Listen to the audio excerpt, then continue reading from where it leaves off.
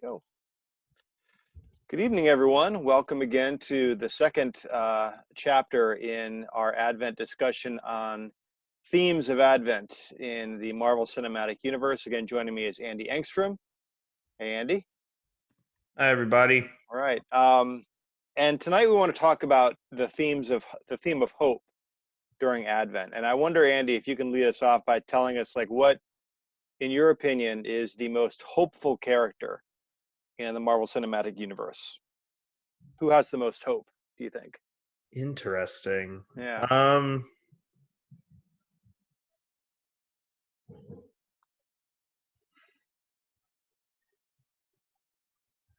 I mean, depends on how you define hope, right? Like the most optimistic, you definitely would go Captain America.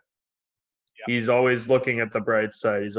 But you tend to wonder if that's just what he decides to put out, or if that's actually how he's thinking.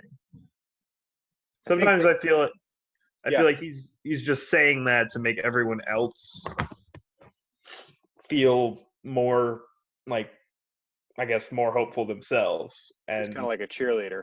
yeah, you wonder if he actually believes what he's saying. Personally, I would say the most purely hopeful.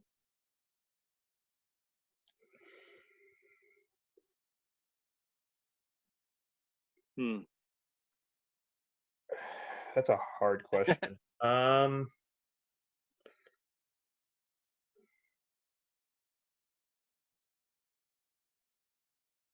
about Vision? It's hard to assign emotion to him, but I think that he might be somebody who's got a lot of optimism, and because he sees everything, right? He kind of sees the way that it's supposed to be too. Is there any hope, say hopeless characters? Like, who has the least amount of hope? Who's the pessimist in the group? Tony. You think? Oh, I don't think so. I think he's very hopeful. I think he's always trying to play it safe. He's a realist. Yeah, I guess. Yeah, I guess realist is probably a better word than pessimist. I think Banner is a pessimist. Interesting. I don't think Banner's a pessimist in Endgame. No, by the end of the arc, he's kind of come around. And truly, just talking about that before we get into the theme of hope, I think Thor's a pessimist in Endgame. yeah, oh yeah, big time, because he screwed up. But I think Bruce Banner, he comes from like being a serious character in Avengers, and then by the time he gets to, what was the name of the planet in Ragnarok that they went to? I'm trying to think. It was a crazy name of the planet where Jeff Goldblum was the god and everything. So by the time the collector's planet. I don't know the name of the planet. not that's nowhere. I'm trying to think of, like, anyway. Either way, by the time he gets to Ragnarok, he's almost like a cartoonish character. He's got more funny lines, and he's all disheveled, and he doesn't know what's going on. He can't make sense of anything. He's just very kind of humorous in a sad kind of way. And so I was sad to see that arc happen, because I think he was a very serious character in the start. And maybe that comes with not having an anchor movie of your own, that you can't explore stuff. But by the time he gets to Endgame and Infinity War, he's like really hanging on Tony's coattails, which I never thought that he would have to do. Sakaar is the name of the planet where Hulk and Thor fought. Great. If you haven't seen Ragnarok, if you think, oh, not another Thor movie after Dark World, you need to see Ragnarok, because it's one of the best of the franchise so far, in my mind. All right. Yeah, I'm glad they saved the Thor movies. Exactly. All right. So talking about themes of hope in Advent in these movies, I think every Marvel movie to some degree follows a pretty easy narrative. You've got your hero build up, and then you've got your conflict. You've got your outer conflict and your inner conflict in the character, and then you've got your resolution at the end. And hope waxes and wanes. It comes and goes. But there's always a thread of hope that things are going to come around right. And the hero is going to save the world, and things are going to come around all right. Their plan will work. Exactly. They'll figure it out. No matter how crazy it is, right? Whether it involves time travel or flying around space trying to stop uh Ronan the They're going to stop with a dance contest. yeah. And and then the line that I think Tony gives to Doctor Strange in Endgame, if you tell me that it's 1 in 14 million, tell me this is the one. And maybe we can bring that clip up. I think it's that idea that there's always going to be a level of hope. And in Advent, we're living in this time of darkness right now. We're in a time of darkness, but the light is growing, right? Through Advent, the light grows until it reaches the crescendo of Christmas, the birth of Christ, and we get the Alleluias and all that. But right now, the collect for yesterday, the first Sunday of Advent, cast away the works of darkness, and put on the armor of light. And I know in Ant-Man there is hope, right? So what did Scott hope for in Ant-Man? Like, what was his driving hope? I would say Scott's driving hope was he wanted to do right by his daughter and become a better person. He loves his daughter more than anything. And his daughter, he doesn't want to go back to jail and leave her without a father again. And when he's given the opportunity to be a hero, he jumps on that because he feels like if he can become a hero, he'll become a better father in the process. It's like he's got that one opportunity to do something and to make it right, that he has to take that chance, because that's the one thing that he hopes for, is to be that good father and to be reunited with his daughter. And I think to some degree, in the same vein, you see Captain America, who, what is his hope, right? He wants to serve his country. And in the same way, he's got that one shot to do it.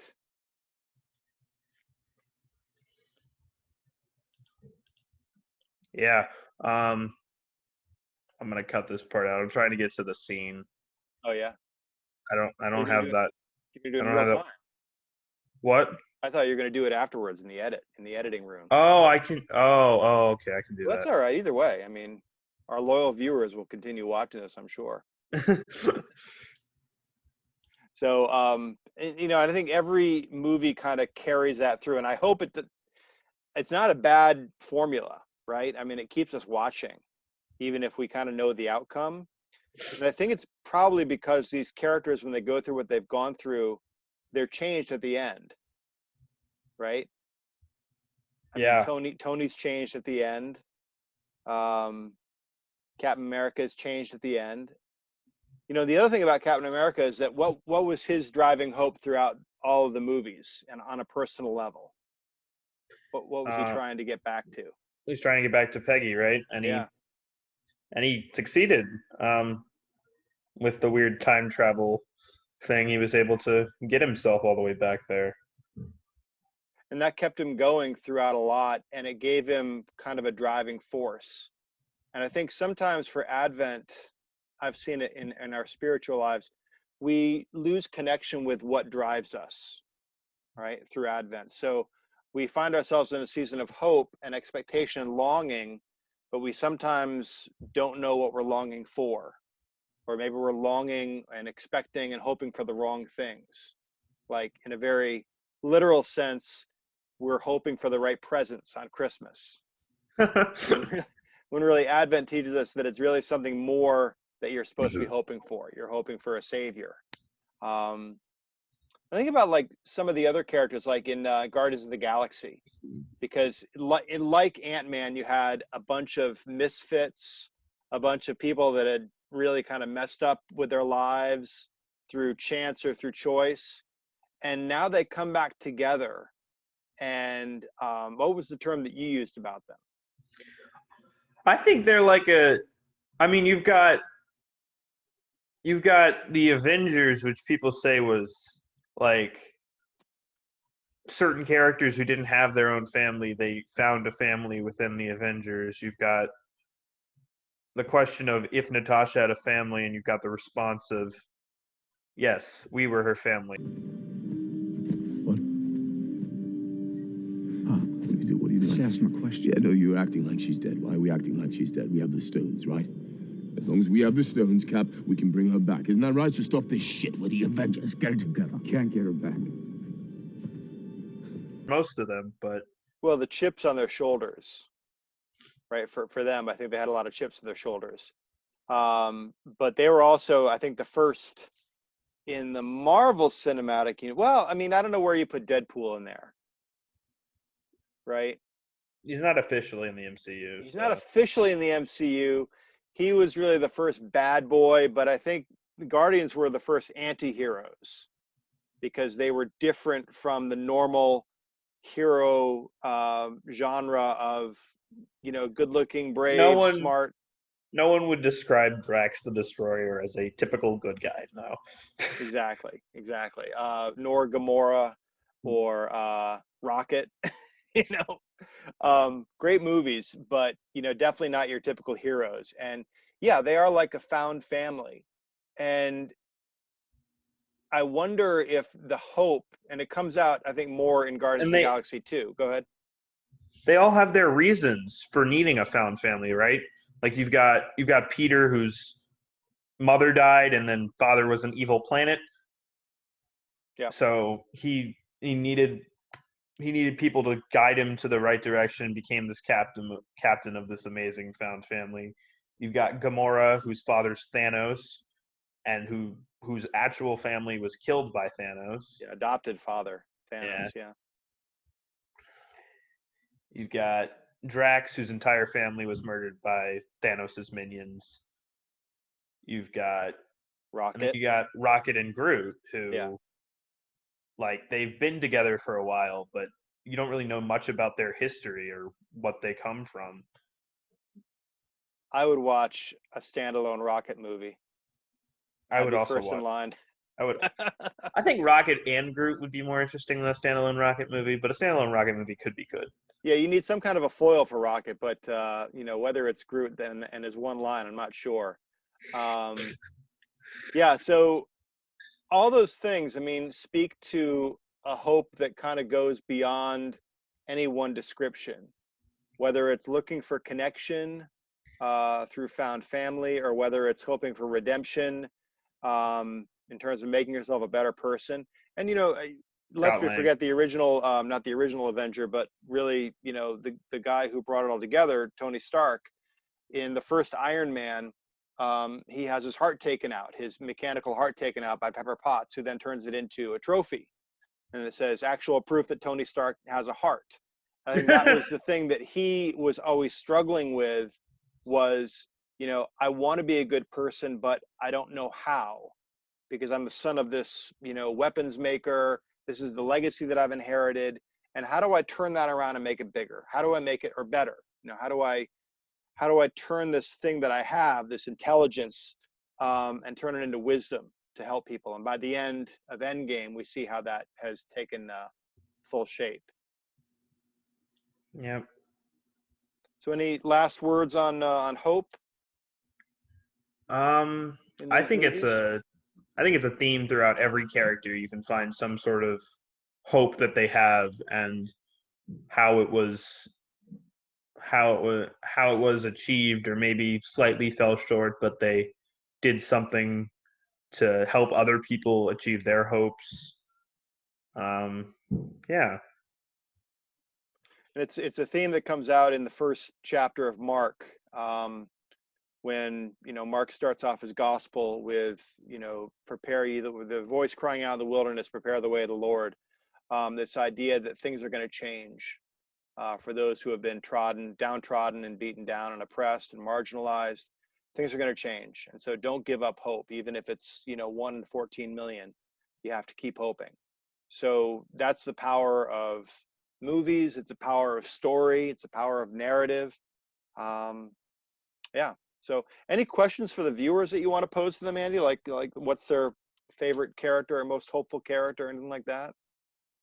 Maybe some trivia. I am curious to find out who they think is the most pessimistic character in the Marvel Universe. The most pessimistic. I still think it's Tony. Or it could be Rocket, though. You've got 12% of a plan. Rocket's the most sarcastic. Gamora, maybe. Definitely. Yeah, she's seen a lot. Nebula. Well, she's. Yeah. Nebula's just confusing. She's confused. She's angry. You never know where Nebula's head is at, to be honest. Yeah, you're right. All right, good talk as always. I think next week we are going to go to Deliverance. We're going to talk about Deliverance, and we're going to touch especially, I think, on Captain Marvel and any other things that you want to pick up on. So, and also the first episode of this will have dropped this coming Wednesday night. So hopefully we'll get some good feedback from that. We can incorporate it in next week's show. All right? Yay. All right, good. So this will go to the editing room, and we will see you all later. Thanks a lot. Thanks, Andy. Thanks, Peter.